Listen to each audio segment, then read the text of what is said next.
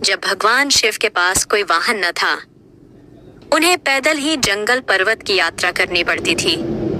एक दिन माँ पार्वती उनसे बोली, आप तो संसार के स्वामी हैं, क्या आपको पैदल यात्रा करना शोभा देता है?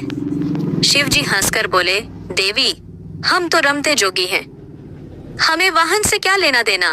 भला साधु भी कभी सवारी करते हैं?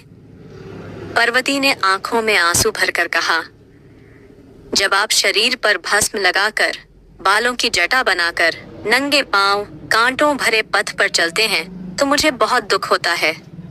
शिव जी ने उन्हें बार बार समझाया, परंतु वह जिद पर अड़ी रहीं। बिना किसी सुविधा के जंगल में रहना पार्वती को स्वीकार था, परंतु वह शिव जी के लिए सवारी चाहती थीं। अब भोले भंडारी चिंतित हुए, भला वाहन किसे बनाए? उन्होंने देवताओं को बुलवा भेजा। नारद मुनि ने सभी देवों तक उनका संदेश पहुंचाया।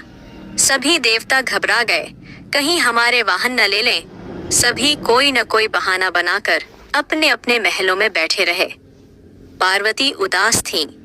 शिवजी ने देखा कि कोई देवता नहीं पहुंचा। उन्होंने एक हुंकार लगाई तो जंगल के सभी जंगली जानवर आ पहुंचे। शिवजी ने उनसे कहा, तुम्हारी माँ पार्वती चाहती है कि मेरे पास कोई वाहन होना चाहिए। बाला कान बनगा मरा वाहन। सभी जानवर खुशी से झूम उठे। छोटा सा खरगोश फुदक कर आगे बढ़ा, भगवन, मुझे अपना वाहन बना ले, मैं बहुत मुलायम हूँ। सभी खिलखिलाकर हंस पड़े। शेर गरज कर बोला, मूर्ख खरगोश, मेरे होते तेरी जुर्रत कैसे हुई सामने आकर बोलने की? बेचारा खरगोश चुपचाप कोने में बैठकर गाजर खाने लगा। शेर हाथ जोड़कर बोला, शाक्तमा सी, मरा कोई सामना नहीं कर सकता, मुझे अपनी सवारी बना ले। उसकी बात समाप्त होने से पहले ही हाथी बीच में बोल पड़ा, मेरे अलावा और कोई इस काम के लिए ठीक नहीं है। मैं गर्मी के मौसम में अपनी सूंड में पानी भरकर महादेव को नहलाऊंगा। जंगली सुअर कौन सा कम था, अपनी थूथन हिलाते हुए कहने लगा, शिवजी, मुझे सवारी बना लो, मैं साफ सुथरा रहने की कोशिश करूंगा। कहकर वह अपने शरीर की कीचड़ चाटने लगा।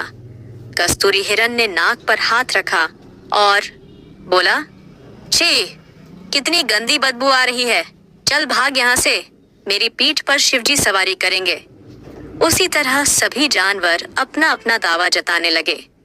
शिवजी ने सबको शांत कराया और बोले, कुछ ही दिनों बाद मैं सब जानवरों से एक चीज मांगूंगा, जो मुझे वहला देगा वही मेरा वाहन होगा। नंदी बैल भी वहीं खड़ा था। उस दिन के बाद से वह छिप छिप कर शिव पार्वती की बातें सुनने लगा। घंटों भूख प्यास की परवाह किए बिना वह छिपा रहता। एक दिन उसे पता चल गया कि शिवजी बरसात के मौसम में सूखी लकड़ियां मांगेंगे। उसने पहले ही सारी तैयारी कर ली। बरसात का मौसम आया, सारा जंगल पानी से भर गया।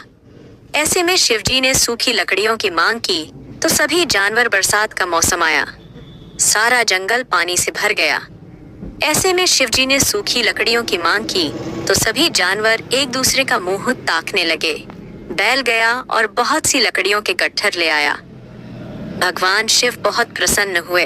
मन ही मन वे जानते थे कि बैल ने उनकी बातें सुनी हैं, फिर भी उन्होंने नंदी बैल को अपना वाहन चुन लिया। सारे जानवर उनकी और माँ पार्वती की जय जयकार करते लौट गए। ऐसे ही पुरानी कहानी जानने के लिए हमारे चैनल को लाइक और सब्सक्राइब करें। एक राजा था। उसने 10 खूंखार जंगली कुत्ते पाल रखे थे, जिनका इस्तेमाल वह लोगों को उनके द्वारा की गई गलतियों पर मौत की सजा देने के लिए करता था। एक बार राजा के एक पुराने मंत्री से कोई गलती हो गई, अतः क्रोधित होकर राजा ने उस मंत्री को शिकारी कुत्तों के सम्मुख फिकवाने का आदेश दे डाला। सजा दिए जाने से पूर्व राजा ने मंत्री से उसकी आखिरी इच्छा पूछी। राजन, मैंने आज्ञाकारी सेवक के रूप में आपकी 10 सालों से सेवा की है। मैं सजा पाने से पहले आपसे 10 दिनों की मोहलत चाहता हूँ। मंत्री ने राजा से निवेदन किया। राजा ने उसकी बात मान ली।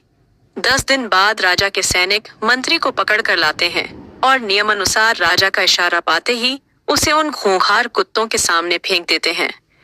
परंतु यह क्या कुत्ते मंत्री पर टूट पड़ने की बजाय अपनी पूंछ हिला हिलाकर मंत्री के ऊपर कूदने लगते हैं और प्यार से उसके पैर चाटने लगते हैं। राजा आश्चर्य से यह सब देख रहा था। उसने मन ही मन सोचा कि आखिर इन खूंखार कुत्तों को आज क्या हो गया है, वे इस तरह क्यों व्यवहार कर रहे हैं। आखिरकार राजा से रहा नहीं गया, उसने मंत्री से पूछा, ये क्या हो रहा है, ये कुत्ते तुम्हें काटने की बजाय तुम्हारे साथ खेल क्यों रहे हैं। मंत्री ने कहा, राजन, मैंने आपसे जो 10 दिनों की मोहलत ली थी उसका एक एक क्षण मैंने इन बेजुबानों की सेवा करने में लगा दी। मैं रोज इन कुत्तों को नहलाता, खाना खिलाता, व हर तरह से उनका ध्यान रखता। ये कुत्ते खूंखार और जंगली होने के बावजूद भी मेरे इन 10 दिनों की सेवा को नहीं भुला पाए हैं। परंतु खेद है कि आप प्रजा के पालक होकर भी मेरी 10 वर्षों की स्वामी भक्ति को भूल गए और मेरी एक छोटी सी भूल पर इतनी बड़ी सजा सुन दी। राजा को अपनी भूल का एहसास हो चुका था। उसने तत्काल मंत्री को आजाद करने का हुक्म दिया और आगे से ऐसी गलती ना करने की सौगंध ली। जीवन की सीख। मित्रों, कई बार इस राजा की तरह हम भी किसी की बरसों की अच्छाई को उसके एक पल की बुराई के आगे भुला देते हैं। यह कहानी हमें क्षमाशील होना सिखाती है। यह हमें यह बतलाती देती है कि हम किसी की 1000 अच्छाइयों की तुलना उसकी एक बुराई से ना करें। आपको बस यह करना है, याद रखना कि कभी किसी का विश्वास टूटने नहीं देना। विश्वास ही रिश्तों को मजबूत बनाए रखती है। खुद पर विश्वास है तो हम जो चाहते हैं उसे हासिल कर ही लेते हैं। ऐसे ही पुरानी कहानी जानने के लिए हमारे चैनल को लाइक और सब्सक्राइब करें।